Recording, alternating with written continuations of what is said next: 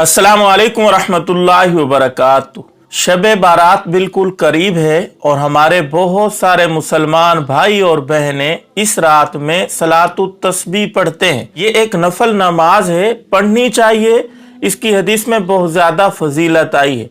हदीस का मफहूम है, नबी अलैहिस्सलाम ने फरमाया कि मेरा जी चाहता है कि मेरा उम्मती इसको हर रोज़ पढ़े। अगर हर रोज़ नहीं पढ़ सकता तो हफ्ते में एक दफ़ा पढ़े, अगर हफ्ते में नहीं हो सकता तो महीने में एक दफ़ा पढ़े, अगर महीने में नहीं हो सकता तो फिर साल में एक दफ़ा तो पढ़े, अगर साल में भी नहीं पढ़ सकता तो जिंदगी में कम से कम एक दफ़ा ज़रूर पढ़नी चाहिए। तो इस नमाज का तरीका इस वीडियो में इंशाल्लाह हम बताएंगे। ये 4 रकात नमाज नफल पढ़ी जाती है और इसके अंदर तीसरा कलमा 300 दफा 4 रकतों में पढ़ना होता है। उसकी तरतीब क्या है? पहले सबसे आप नियत कर लेंगे। नियत दिल के इरादे का नाम है। दिल के अंदर इरादा हो कि मैं सलातुत तस्बीह पढ़ रहा हूँ, बस यही नियत है। अल्लाहु अकबर कह के हाथ बांध लेने हैं, सुब्हानकल्लाहुम्मा पढ़ना है, यानी सना पढ़नी है। इसके बाद 15 दफा ये तस्बीह यानी तीसरा कलमा सुब्हानल्लाहि वल्हम्दुलिल्लाहि वला इलाहा इल्लल्लाहु वल्लाहु अकबर ये पढ़ना है। मुकम्मल भी पढ़ सकते हैं, ला हौला वला कुव्वत आगे पढ़ सकते हैं, यहां तक पढ़ेंगे तो भी ठीक है। सूरत फातिहा पढ़नी है, उसके बाद कोई सी भी सूरत मिला लेनी है। ये जरूरी नहीं है कि ये खास सूरत हो यही मिलानी है।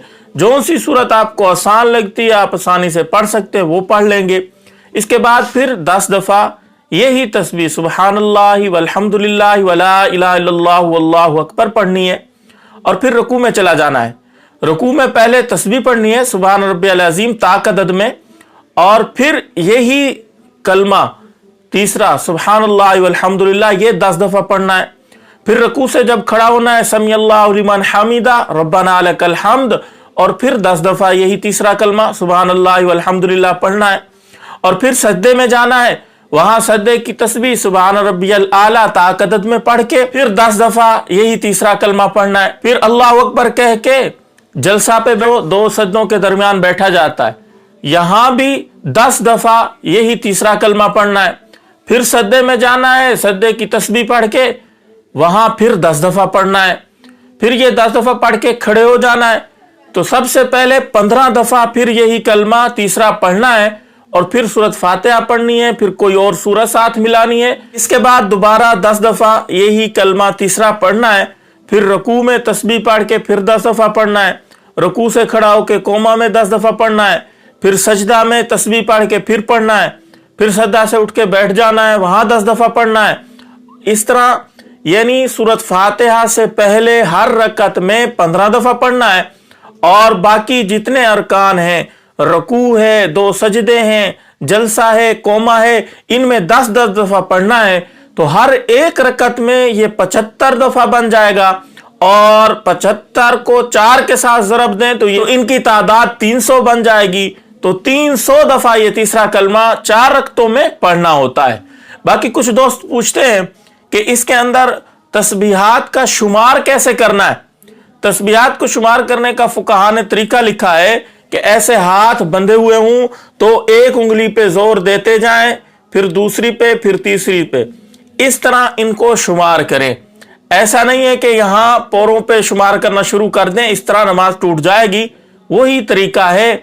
और किसी के जहन में कोई और तरीका हो जो माने नमाज ना हो, ऐसा महसूस ना हो कि नमाज नहीं पढ़ रहा, वो तरीका भी आप अपना सकते हैं।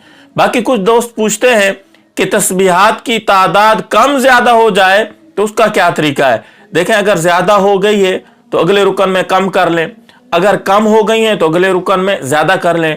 मिसाल के तौर पे सूरत फातिहा से पहले 15 दफा पढ़ना था, इसने 10 दफा पढ़ लिया है। रुकू में 10 दफा पढ़ना था तो वहां जाके अब 15 दफा पढ़ ले ताकि पिछले की कज़ा हो जाए और ये बराबर हो जाए।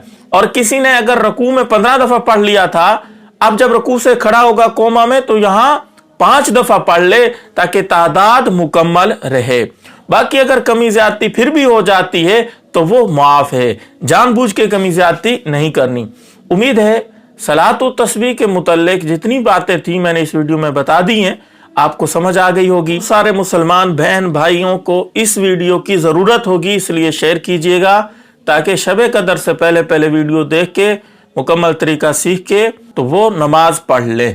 जज़ाकल्लाहु खैरा। अस्सलामु अलैकुम रहमतुल्लाहि व बरकातुहू।